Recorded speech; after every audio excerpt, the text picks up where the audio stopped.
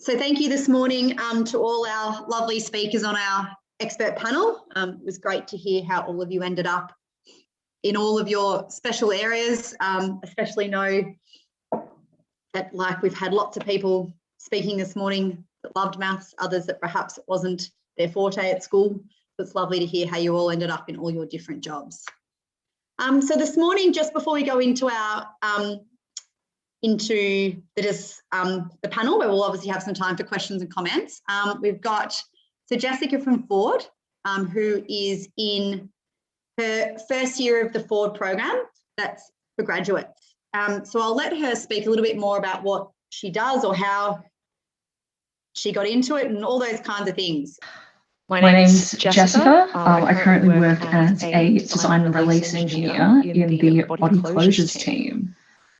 I am from Sydney, so I went to UNSW Sydney, where I graduated with a double degree in aerospace engineering and a Bachelor of Arts. I actually couldn't really choose between the two at the start, so I decided to do both. And I guess I still, do some arts things in my spare time.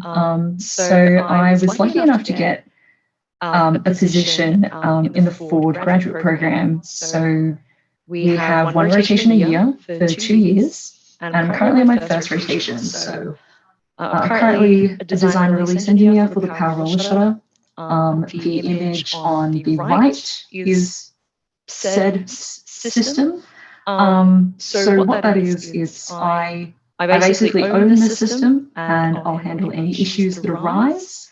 And then when issues do arise, I help to solve problems. And to make sure that my solutions actually work, I also help to organise tests and experiments, actually verify the solution as well.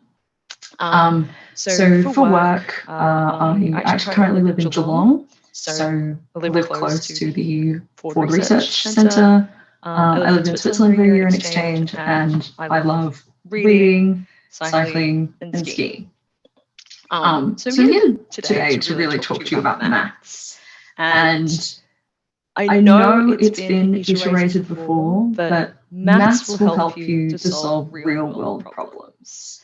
And I know you're thinking, some of you are probably thinking, when do I ever need to calculate the slope of the curve, or when do I really ever need to calculate what tan theta is, or how to solve all these equations. And you might not realize it yet, but you can give yourself the ability to understand how things work. And maths underpins all of that.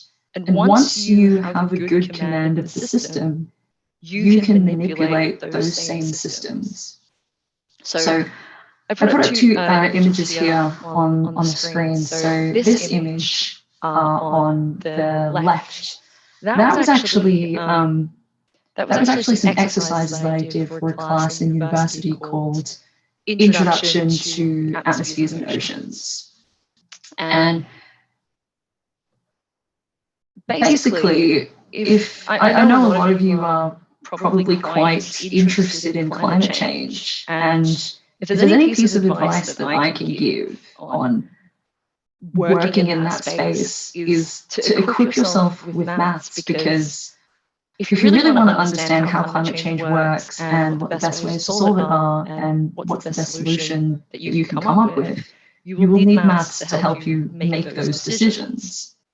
The image on the right, it's actually a set of equations that I derived for my undergraduate thesis.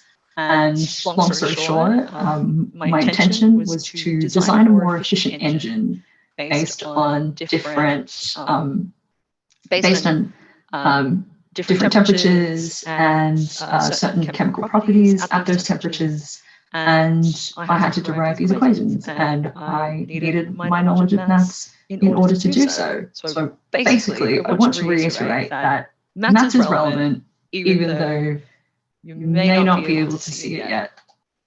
So I also wanted to sort of remind you about this relevance through just sort of giving you some ideas on what tasks that what tasks and problems that you can solve that you can require that will require the study of maths. So, for example, you can calculate how much carbon dioxide is allowed to be released into the atmosphere before the oceans heat up by 1 degree.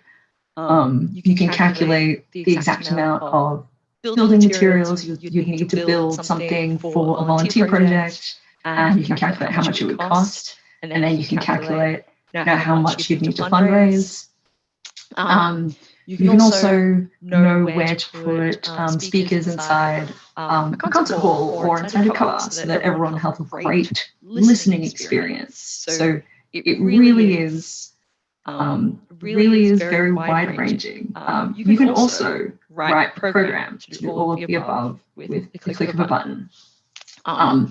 So not only can you do so many things with maths, but it's really empowering to be able to do these things. And I hope I'll leave you with that. So thank you. All right. Awesome. Thank you, Jessica, for that.